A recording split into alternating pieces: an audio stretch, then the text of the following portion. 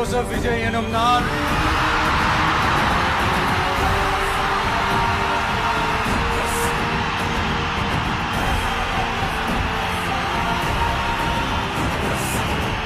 சட்டப்படி அமைக்கப்பெற்ற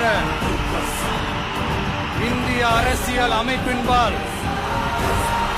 உண்மையான நம்பிக்கையும் மாறா பற்றும் கொண்டிருப்பேன் என்றும்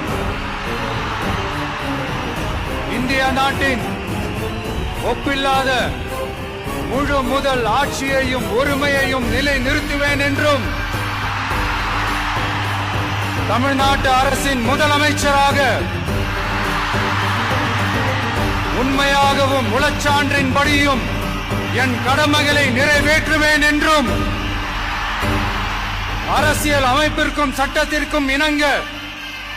அச்சமும் ஒருதலை சார்பும் இன்றி விருப்பு வெறுப்பை விலக்கி பலதரப்பட்ட மக்கள் அனைவருக்கும் நேர்மையானதை செய்வேன் என்றும் ஆண்டவன் மீது ஆணையிட்டு உறுதிமொழிகிறேன்.